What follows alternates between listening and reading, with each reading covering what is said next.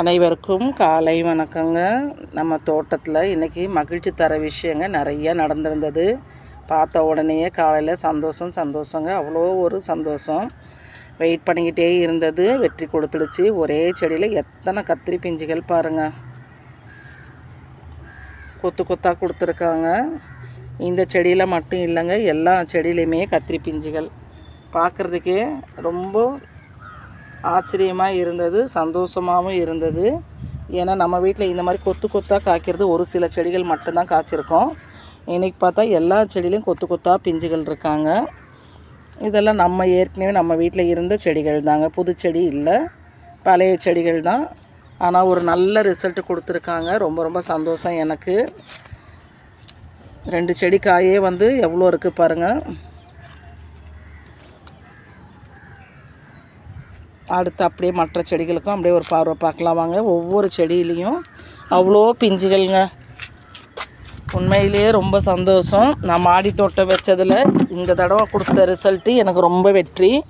பூக்கள் வெற்றி கொடுக்கல, கட்டிங்ஸ்னால் செம்பருத்தி பூக்கள் நமக்கு சரியாக பூக்கள்லன்னு சொல்லி நான் வருத்தப்பட்டுகிட்டே இருந்தேன். ஆனால் நீங்கள் வருத்தப்படாதீங்க, நான் கத்திரி உங்களுக்கு கொடுக்குறேன் அப்படின்னு சொல்லிவிட்டு ஒவ்வொரு கிளையிலையும் பிஞ்சுகள்.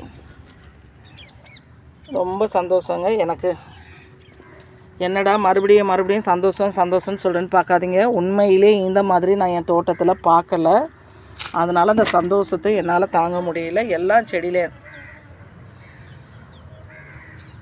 ஒவ்வொரு செடியிலையுமே இந்த மாதிரி பிஞ்சுகள் தான்.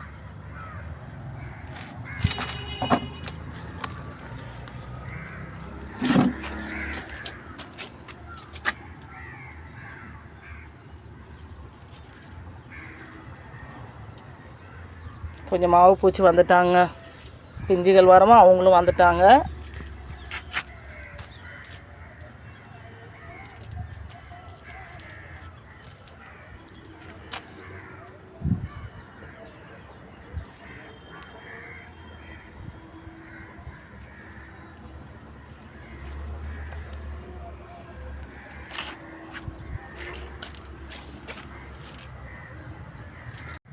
அப்படியே புதுசாக விதை போட்ட நாற்றுக்கல்லேருந்து வந்த செடிகள் அடுத்து வர்றதுங்க.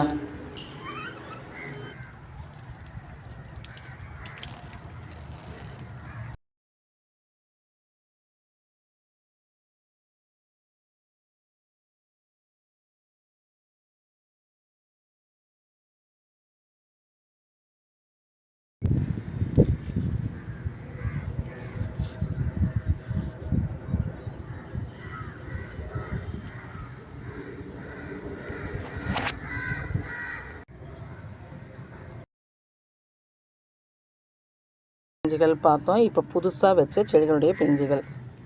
செடி சைஸ் இவ்வளோதாங்க. இந்த சைஸ்லேயே நம்ம கத்திரி செடியில் பிஞ்சுகள் வர ஆரம்பிச்சிட்டாங்க.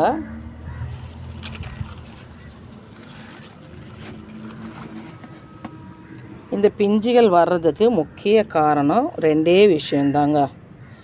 ஒன்று, கரெக்டான பாலினேஷன் நடக்கிறதுக்கு பக்கத்துலேயே பூக்கள் செடி.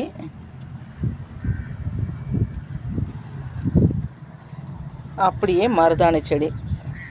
மருதாணி செடிக்கு எந்த பூச்சியும் வராதுங்க. அதனுடைய வாசனைக்கு பூச்சிகள் தாக்குதல் நம்ம செடிகளுக்கு வராது. அதே மாதிரி 2வது காரணம், நம்ம லாஸ்ட்டாக கொடுத்த திட உரமும் நீர் உரங்கள். நீர் உரங்கள் நான் கொடுத்தது பச்சை பயிரை அரைச்சி அதுலேயே கொஞ்சம் கருப்பு உளுந்து மிக்ஸ் பண்ணி கொஞ்சம் வெந்தயம் மிக்ஸ் பண்ணி நீர் உரங்களாக நான் கொடுத்துருந்தேன். திட உரங்கள் நான் மாட்டு சாணம், மண்புழு உரம், கொஞ்சம் எறும்பு பவுடர் மிக்ஸ் பண்ணி செடிகளுக்கு மேல் உரமாக போட்டுட்டு இருந்தாங்க. இந்த மாதிரி போட்டதுனால நம்மளுடைய சின்ன சைஸ்லேயே செடிகளுடைய வளர்ச்சி பாருங்கள் எந்த அளவுக்கு பிஞ்சுகள் விட ஆரம்பிச்சிட்டாங்கன்னு சொல்லி. இந்த செடி மட்டும் இல்லைங்க, இதுவும் புது செடி தான். இதில் எத்தனை பிஞ்சுகள் வச்சுருக்காங்க பாருங்கள். இதெல்லாம் இப்போ போட்ட விதைகள் தாங்க.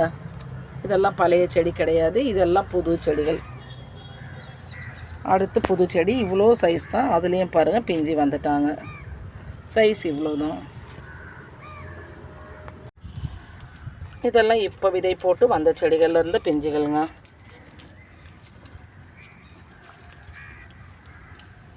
செடிகளுடைய வளர்ச்சியே பாருங்கள் எந்த அளவுக்கு இருக்குன்னு. காரணம் இங்கேயும் நம்ம செம்பருத்தி பூக்கள் செடி பக்கத்தில் நடுவில் வச்சுருக்கேன். நான் 2 செடிக்கு நடுவில் செம்பருத்தி பூக்கள் வச்சுருக்கேன், 2 செடிக்கு நடுவில் ரோஜா பூக்கள் வச்சுருக்கேன். ஆப்போசிட் பக்கம் பாருங்கள் தேனீக்களை ஈர்க்கும் செடிங்க இது. இந்த பூக்களுக்கு தேனீக்கள் அதிக அளவில் வருவாங்க. அப்படியே லேவண்டா மலர், அதுலேயே ஒரு கத்திரி, இதெல்லாம் புது கத்திரி செடிங்க. Thank you all. சப்போர்ட் பண்ணுங்கள், சப்ஸ்கிரைப் பண்ணுங்கள், லைக் பண்ணுங்கள், கமெண்ட் பண்ணுங்கள்.